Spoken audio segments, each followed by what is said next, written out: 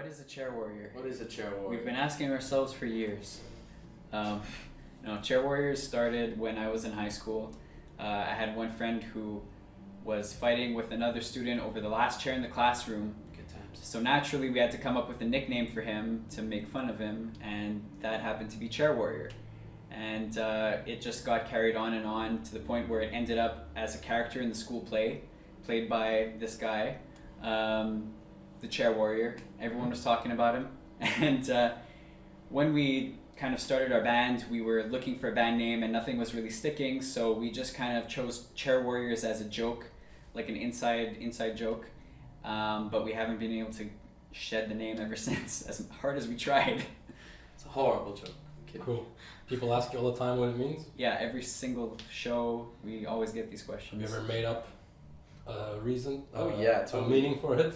Totally. We came up with the idea that it might be more interesting if we told them that we pick 2 words from the Bible, or sometimes the Quran. Honestly, it just depends. Sometimes we're feeling a different religion. We're not. Is the word chair in the Bible? Might be Probably. like throne or something like Maybe that. throne. Throne warriors. Sounds too medieval. We need to modernize We it. need to modernize it. Chair warrior, sofa lord, couch potatoes, everything. No, a lot of people say our music is very depressing, actually. Really? Yeah. Oh, You never got that? My family tells me all the time. really? Yeah.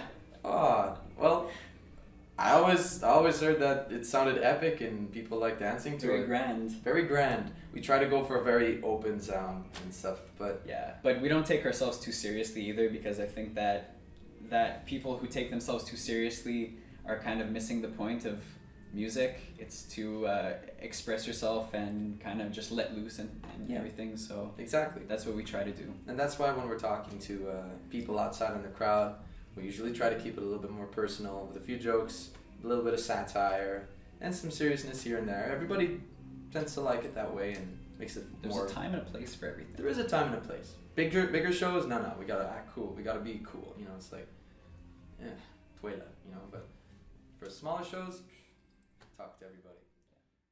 I one that really sticks out is when we got the opportunity to play at the NASCAR event in Montreal That's true. a few years ago. It's something that nobody believes me when I tell them we actually did it. But it was a lot of fun, and we got great exposure that day, and it was just a unique event. So That was a very cool one. I think on my part, I liked when we played at Club Soda. Simply because I just like them when we get a chance to play in a really big stage and in front of people, majority of people that don't even know us, you know, so it's our time to shine, it's our time to really show it.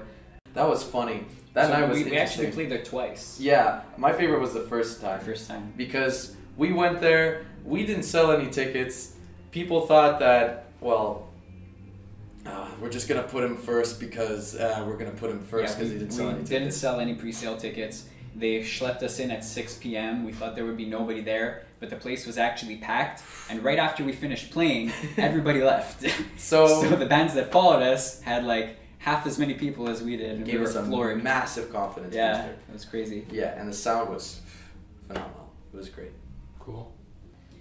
Well, the next one we're hoping will come out by the end of the year. We're starting to prepare an Indiegogo campaign to raise funds for the upcoming EP. We want to record 6 songs, and the first one was totally self-funded. We did it all by ourselves. That's true. And it took a lot of savings and a lot of expenses, but we got it done. And this one, we'd like to try to see how we can gather money in other ways to try and fund the project, because you know it's one of the more expensive things that you have to do as a band, is recording music. Yeah. So if all goes well, then we'll have a new album by the end of 2015. In the car last week, we were recording some vocal tracks for the song that we're doing for the Indiegogo campaign. Exactly. So in here it was too noisy because everybody decided to practice in the room surrounding us that day. So there was a lot of background noise. Yeah. But the acoustics of the Dodge Caravan, very nice. I was surprised too. I mean, gosh, Caravan can fit 7 kids, has like holsters and all that stuff. Good gas, good mileage, and good soundproofing. And a lot of cup holders. A lot of cup holders, yeah. Good Okay. times. Follow us on Facebook, on Twitter, on YouTube, Instagram. We're very active on all these things. Mm-hmm. And We recently posted a new song on Bandcamp too, right? It's called Saviors. Yeah. And also recorded by Glenn Robinson, but in a different session. We recorded Yes. 2 songs since we finished our first EP. They're called Liars and Saviors, and they're both out now, so you should check those out. check them out. They're $1 if you want to get them, and if not, you can just listen to it on Bandcamp. There's a video for Liars too. There's a right? video for Liars. We Yes. released that in February, Indeed. and the talented Chris Kills did that video for us. Christopher. Yes, it was an awesome job. He was an awesome guy. It worked out super nice. To think that a corner of a room can end up looking that amazing, well,